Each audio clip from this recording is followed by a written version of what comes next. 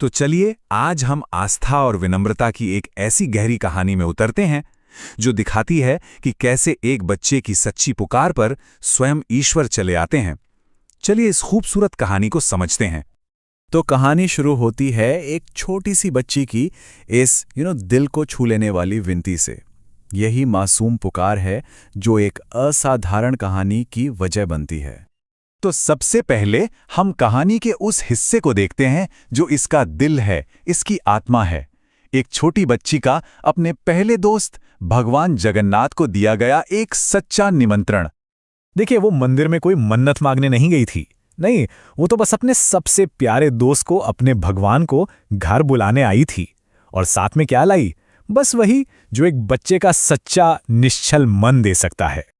जब उसने मंदिर के दरवाजे बंद देखे तो उसके मन में गुस्सा नहीं था, नहीं, बल्कि एक गहरी पीड़ा थी।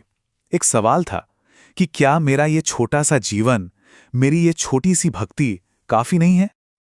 तो बच्चे की प्रार्थना का कोई जवाब नहीं आया, और वो जो खामोशी थी ना, वो एक बोझ की तरह घर में बस गई थी। और इस बोझ को सबसे ज्यादा महसूस कर रहे थे उसके पिता। अब हुआ ये कि वक्त बीतता गया, शादी भी हो गई, मेहमान चले गए और घर में एक अजीब सी गहरी खामोशी छा गई। जो पिता थे प्रकाश बाबू, वो अपनी बेटी का वो अनकहा दर्द वो महसूस कर पा रहे थे। वो शायद यही सोच रहे थे कि आस्था के रास्ते में ये कैसी दीवारें हैं। और बस वो यही सब सोच ही रहे थे कि सूरज ढलने के वक्त दरवाजे पर किसी ने दस्तक दी। और यहीं से कहानी एक बहुत ही दिलचस्प मोड़ लेती है, एक ऐसे मेहमान के आने से जो बेहद रहस्यमय और शांत है। तो दरवाजे पर एक बुजुर्ग खड़े थे। उनका रूप बड़ा ही अलग था। हल्के घुंघराले बाल, माथे पर चंदन का तिलक, लंबी दाढ़ी, और उनकी आंखें तो ऐसी थी मानो उनमें एक अजीब सा सुकून हो, एक शांति हो। कपड़े एकदम साधारण पहने हुए थे, पैरों में जूते तक नहीं थे, लेकिन शाम की उस ढलती रोशनी में भी उनके चेहरे पर एक गजब की चमक थी, एक असाधारण तेज था। और जब वो बोले तो उनकी आवाज में जैसे कोई जादू था। उन्होंने कहा, महाशय, आपको भोजन करना होगा, आपने तो दिन भर कुछ नहीं खाया है। और बस ये सुनते ही प्रकाश बाबू का सारा दुख जैसे गायब हो गया। उन्होंने फौरन उस अजनबी को अंदर बुला लिया।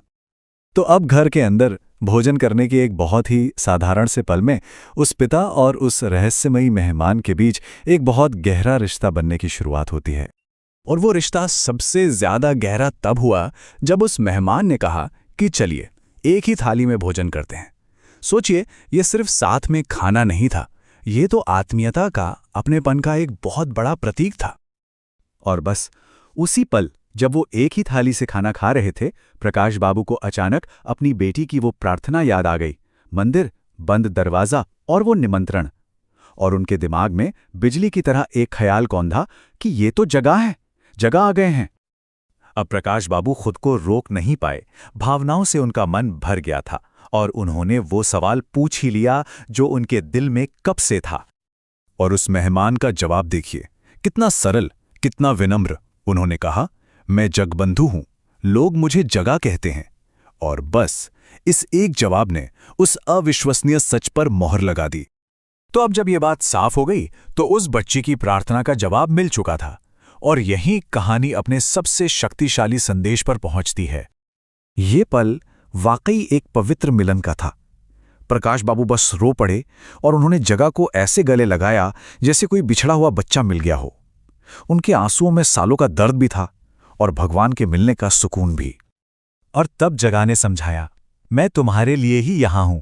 मैं किसी भेंट या चढ़ावे के लिए नहीं आया, मैं तो बस उस निमंत्रण का मान रखने आया हूं, करुणा के कारण। मैं तुम्हारा जगबंधु हूं, तुम्हारा जगह। तो देखिए, कहानी की खूबसूरती कितनी साफ है।